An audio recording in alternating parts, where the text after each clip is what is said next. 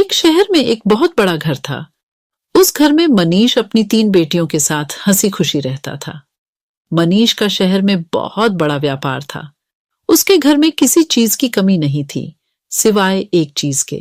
मनीष की बीवी की मौत एक कार एक्सीडेंट में हो गई थी, जिसकी कमी हमेशा उसे महसूस होती थी। मनीष ने अकेले ही अपनी बेटियों को पाला पोसा था। उसकी तीनों बेटियां बहुत ही सुंदर थीं, पर उसकी सबसे छोटी बेटी छाया सबसे सुंदर थी। मनीष अपनी दोनों बड्ढी बेटियों से बहुत प्यार करता था, पर सबसे छोटी बेटी छाया को वो बिल्कुल पसंद नहीं करता था। उसका कारण ये था कि छाया जब पैदा हुई थी, तभी उसकी मां की मौत एक कार एक्सीडेंट में हो गई थी। मनीष अपनी बीवी की मौत का कसूरवार अपनी सबसे छोटी बेटी छाया को समझता था, इसलिए वो उसे बिल्कुल प्यार नहीं करता था। एक शाम मनीष जब घर आता है, वो अपनी दोनों बड़ी बेटियों को आवाज देता है। संगीता, कहाँ हो? तुम दोनों जल्दी आओ, देखो मैं तुम्हारे लिए क्या लाया हूं। पापा, हम आपका ही इंतजार कर रहे थे। जल्दी से दिखाइए आप हमारे लिए क्या लाए हो। ये देखो संगीता, मैं तुम्हारे लिए कितने सुंदर जूते लाया हूँ।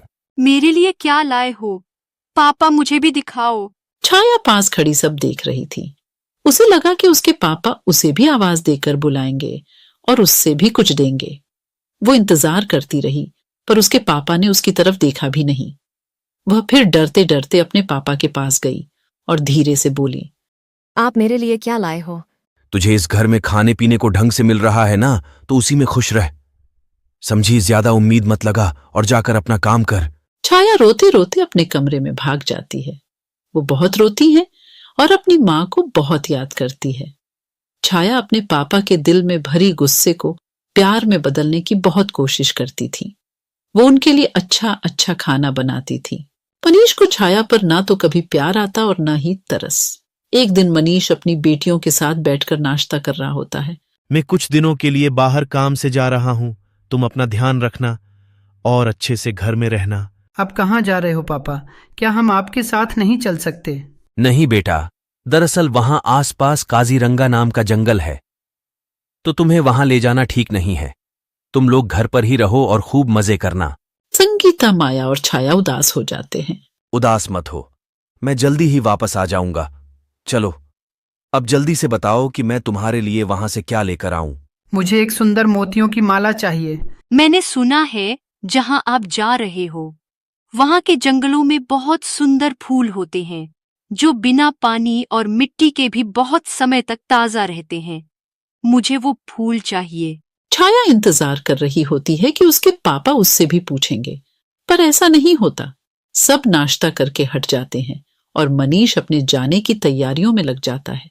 छाया मनीष का सारा जरूरी सामान बांध देती है। मनीष अगली ही सुबह निकल जाता है। एक दिन के लंबे सफर के बाद मनीष होटल में पहुंच जाता है, जहां उसने अपने लिए एक कमरा बुक किया हुआ होता है। मनीष कुछ दिन वहीं रहता है और अपने सारे काम खत्म कर लेता है। उसके बाद वो अपनी सबसे बड़ी बेटी के लिए एक सुंदर सी मोतियों की माला खरीदता है। माला खरीदने के बाद मनीष सीधा जंगल की ओर निकल जाता है। वो माया के बताए फूलों को बहुत ढूंढता है, पर वो उसे कहीं नहीं मिलते। फूल ढूंढते ढूंढते वह जंगल के बहुत अंदर पहुंच जाता है। अचानक उसे एक बहुत सुंदर और अलग से घर दिखाई देता है। मनीष धीरे धीरे उस घर की तरफ बढ़ता है। उसकी नजर अचानक से उस घर के बगीचे पर पड़ती है, जिसमें माया के बताए हुए फूल लगे हुए थे। मनीष उन फूलों को देखकर बहुत खुश हो जाता है। आखिर वो खुश हो भी क्यों ना, वो शाम से उन फूलों को ढूंढ रहा था। अब मनीष बिल्कुल भी वक्त बर्बाद ना करते हुए उन फूलों को तोड़ लेता है और अपने थैले में भरने लगता है। फूल तोड़ते ही मनीष को बहुत अजीब सा महसूस होता है। आसपास बहुत तेज हवा चलने लगती है और अजीब सी आवाज भी सुनाई देने लगती है। मनीष बहुत ही डर जाता है। वो जल्दी से वहां से भागने लगता है, पर वो अचानक किसी से टकरा जाता है। मनीष गर्दन उठाकर ऊपर देखता है तो उसकी आंखें फटी की फटी रह जाती हैं। उसके सामने एक बहुत खतरनाक भूत खड़ा होता है। भूत भूत, मुझे जाने दो, मुझे छोड़ दो। ऐसे कैसे जाने दूं? तेरी हिम्मत कैसे हुई मेरे बगीचे से फूल तोड़ने की? अब मैं तुझे जिंदा नहीं छोड़ूंगा। भूत मनीष की गर्दन पकड़ लेता है और उसे मारने ही वाला होता है कि तभी मनीष रोने लगता है। मुझे छोड़ दो, मेरी 3 बेटियां हैं। वो मेरा घर पर इंतजार कर रही होंगी। उनका इस दुनिया में मेरे सिवा कोई भी नहीं है। उनकी मां भी बहुत सालों पहले मर गई। तू मुझे पहले ये बता कि तूने मेरे बगीचे से फूल क्यों तोड़े? मेरा बगीचा और उसमें लगे फूल मुझे जान से भी ज्यादा प्यारे हैं। मुझे माफ कर दो, मुझे नहीं पता था, मुझसे बहुत बड़ी गलती हो गई।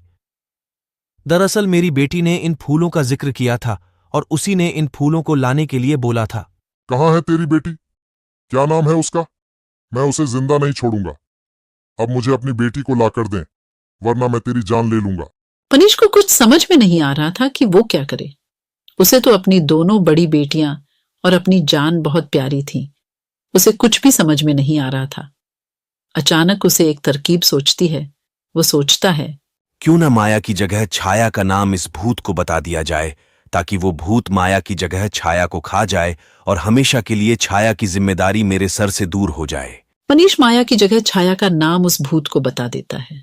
जल्द से जल्द छाया को मेरे पास लेकर आ, वरना मैं तुझे जान से मार दूंगा। मुझे बस कल तक की मोहलत दो, मैं छाया को लेकर यहां आऊंगा। अगर तूने कोई भी चालाकी की तो ये अंगूठी तेरी जान ले लेगी, इसलिए बिना सोचे अपनी छाया को मेरे पास लेकर आ। मनीष जल्दी से अपने घर जाता है।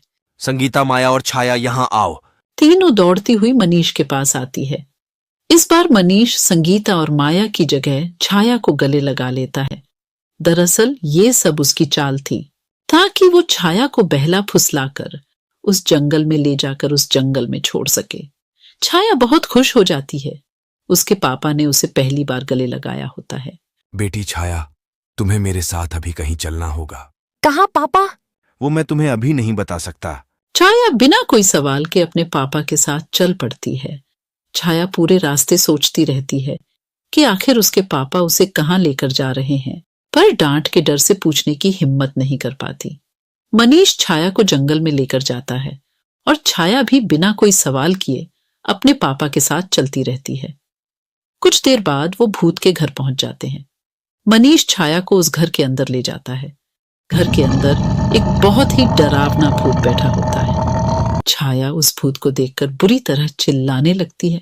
बचाओ बचाओ पापा, पापा मुझे ये कहाँ ले आए? मुझे घर जाना है, मुझे बचाओ पापा। अब तुझे यही रहना पड़ेगा, समझी? भूत अपनी अंगूठी मनीष के हाथ से निकाल लेता है। मनीष अपने घर चला जाता है। छाया रोती रह जाती है, पर मनीष एक बार भी उसकी तरफ पलटकर नहीं देखता।